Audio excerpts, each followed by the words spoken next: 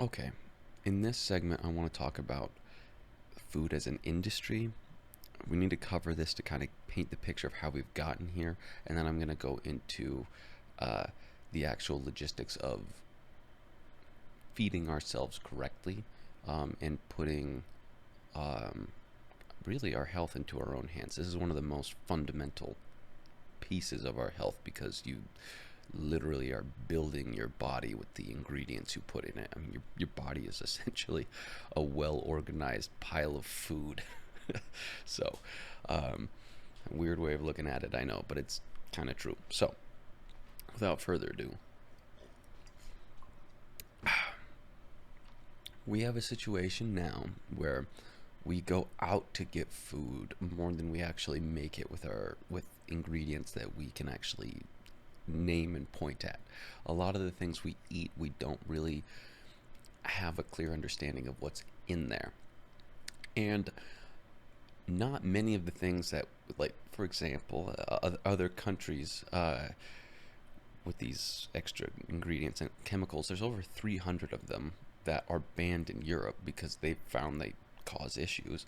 And here they're not in the US. And so this adds tax to the liver because that's what's cleaning everything. And you have like roughly 300 different chemicals in different spaces depending on the food you're eating that it has to clear out.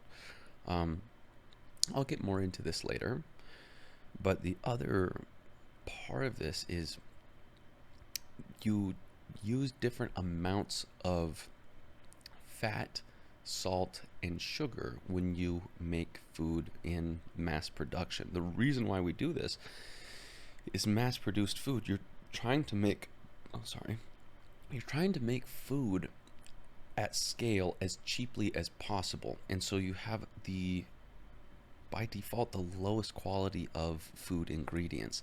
And to make up for that, you add fat, sugar, and salt in various amounts to make really, really enticing and rewarding food to eat from a non-nutritional level, but it's based off of your macros, off of energy needs, and it creates intense reward in the brain, even though the food itself doesn't necessarily have a wide variety of nutrients that your body would normally want. Because you got to remember, your body likes minerals, and there's tons of micronutrients.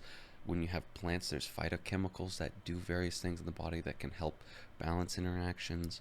Um, there's technically even an energy element to it. So having structured water is something that adds literal energy potential to cells. And so if you're eating living food, you're actually adding some of that into your body. So it's like eating pre-charged little batteries essentially, because they're water that has a little bit of pressure that can do work.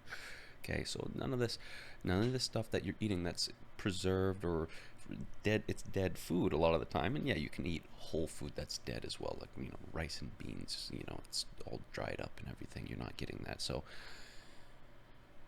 there's a lot of elements to this that you're missing when your body is just aiming for fat, salt, and sugar, and it's just receiving that signal, and it's very addictive, and it doesn't trigger a very specific part of our brain or part of the system. I'm not sure exactly if it's in the brain that's looking for a stopping point. So, like chips, for example, when you eat chips, it's signaling, "Ooh, this is good," because you're getting some salt, you're getting some carbs in there, some energy, a little bit, but it doesn't have. Typically, it's amino acids, which is basically the smallest little building blocks that we build everything in our body from. Right? They're the smallest little units, the smallest Lego blocks. Think of them that way. Okay. It doesn't have any of those. Those chips don't. And so your body's actually looking for those little Lego blocks, and it keeps eating them over and over and over again. And it just is like, "Oh, this is good. Eventually I'll get the Lego blocks I need." And it never does. So that's why you can keep eating them and never feel full, which is perfect for someone who's trying to sell chips, because you're just going to keep eating chips. And that was kind of the point. It wasn't trying to make you, you know, He wasn't trying to make you overweight and make you addicted to these things. But this is the the design behind our food at scale is set up this way to use fat, salt, and sugar to make these things more palatable to draw us into them. So this comes with a huge host of problems because a lot of the time we're not getting the nutrients we need, and we think we're actually feeding ourselves. We think we need so much more than we actually do, and so this makes it hard to balance our calories. So a lot of people try to manage their calories, and if you're eating this food, your body's demanding that you need more, and is actually also craving this stuff because it's slightly addictive, but it's demanding it because it's not getting what it needs, and it's craving it because it has something that is stimulating the brain in a way that food normally doesn't. Which, yes, I understand, makes it very tasty and all fun, but that's not good for a long term eating style. So, when you go out to eat, there's a lot of potential to in getting frozen food restaurants. I mean, I know there's some restaurants that don't, but a lot of restaurants use um, specific oils and stuff like that that aren't really the best for your health. So the point of all of this is we need to learn how to cook for ourselves, find the time for it, make basic dishes just to keep ourselves fed and, you know, clean on the inside as best we can. There's over 300 different chemicals that have been found in the U.S. agricultural system that are banned in other, in like the European countries for use for how they either grow food or put into packaged food for preserving the food itself.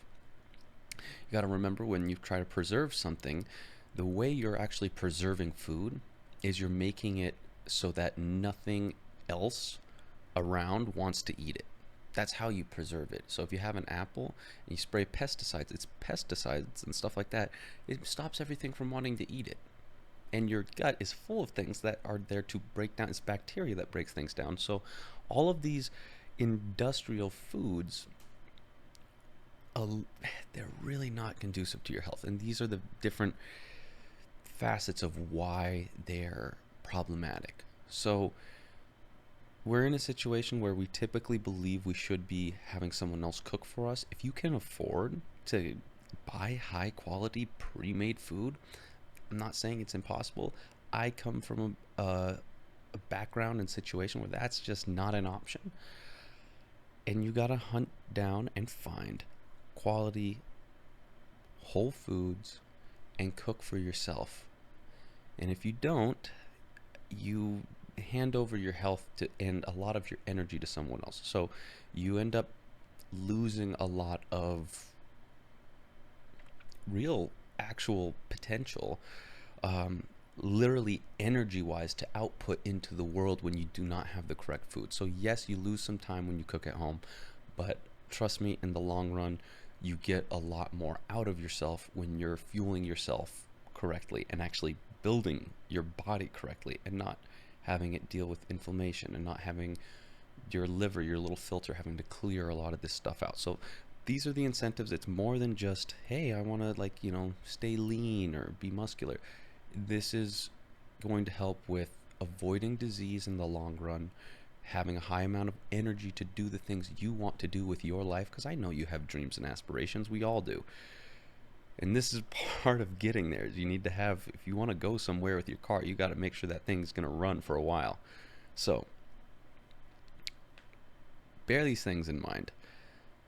It is important to look at pre-processed food. You don't know sometimes just what's in it. Yes, you can read all the labels and do all of that, but I think to get down to the basics, get your own whole foods so you can name each thing that you're putting in the dish and make them yourself. They don't need to be super complicated, but I would suggest starting with learning how to cook.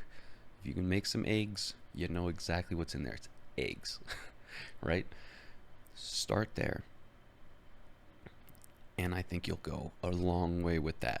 So I wanted to open with that because a lot of the processed foods, specifically and particularly in the US, have this problem. So, hope you enjoyed.